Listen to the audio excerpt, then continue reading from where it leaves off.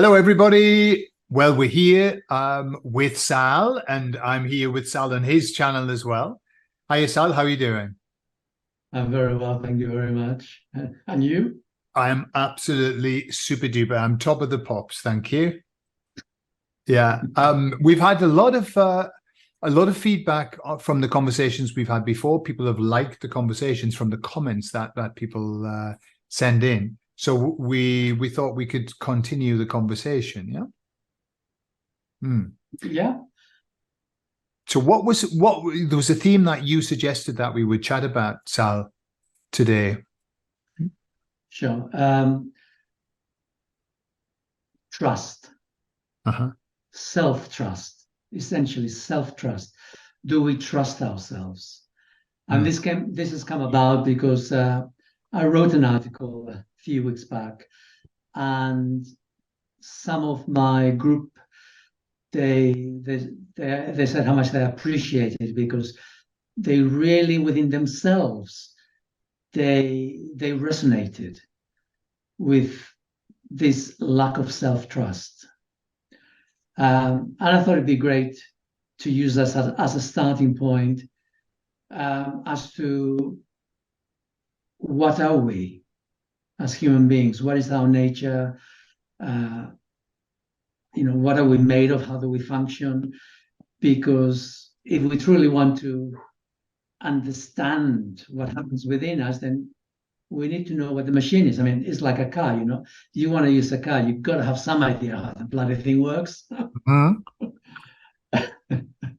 Very true. um, Although in these days it's more like computers, but who That's knows how true. computers work?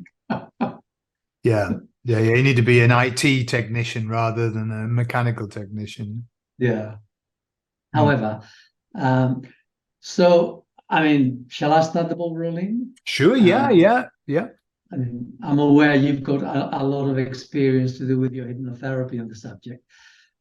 From my perspective, as human beings, we have three centers.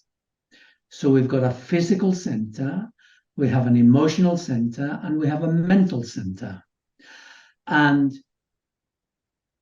for a human being to have congruity of experience, all three of them need to be operating.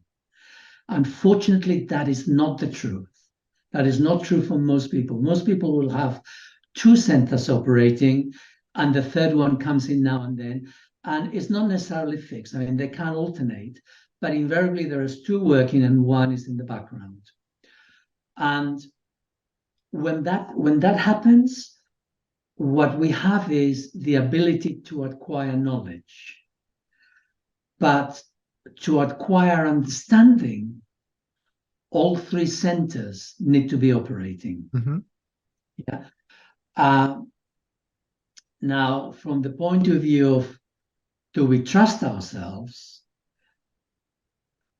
that implies there's a schism within our psyche, and that is invariably between the mind, which is rules, regulations, indoctrination, belief systems, and the emotions. That is the essential dichotomy. Um, the body doesn't get much of a look in. The body is the field on which the wars are waged. Yeah. So the mind and the emotions fight, and the body is the one that suffers. Yeah. And within the mind itself, there can be competing personality fragments, which want different things depending on different belief systems. And so when there is a lack of trust, invariably is a lack of trust of the mind, not trusting the emotions to behave, to be controlled, to suppress, to not express its spontaneous, energetic, whatever it is. Mm-hmm. Just sort of let you Okay. Okay. Yeah. Yeah. really. Well, I'm quite. There's something I wanted just to ask you, because you mentioned when I'm talking about holistic healing, if we talked about that, the word holistic is whole, it's everything involved. I talk about the 4 spheres, which are physical, emotional, mental, and then spiritual as well, because I feel that part, although quite often it's overlooked, also has an impact on us. Yeah. And what I've found is, it's interesting. You're talking about trust and us always trying to repress the emotional body, with mental thought. And we're taught to do that. It's an indoctrination from when we're, stop crying, big boys don't cry, cry baby. So we're given this message that emotional outbursts are not good. In fact, we are very embarrassed when we're confronted by an emotional outburst, or when we have an emotional outburst. Endless people I've heard say, I don't like to cry in public. So it's kind of like, emotions are bad, and mental is good. Just keep it up, keep your head in place, get your head on properly. Loads of expressions we have about, I've got my head in the right place.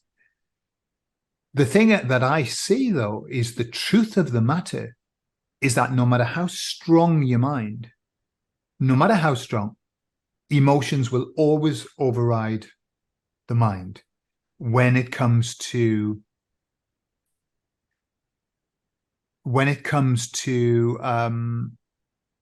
anything that really isn't good for you. So addictions, and so what happens with addictions, and I've kind of analyzed the process that we go through when we know that we're going to do something and we shouldn't do it. Of course, the mind's saying, don't do it, don't do it, don't do it. It's not right. But we just go through this very simplistic process of, we imagine ourselves doing it, and we get this incredible feeling of satisfaction, a feeling of whatever, this emotion that comes waving, and that's it. It's a done deal. What I found with people who smoke and drink, and myself as an ex-drinker, I know this process. Once you've seen yourself do it, it's a done deal. It's too late, because of the emotion that's involved with it. The emotion is so powerful. So I'm kind of going off track a little bit, but no, I understand why people don't always trust their emotions, because sometimes their emotions get them into trouble. They can lead them down a path.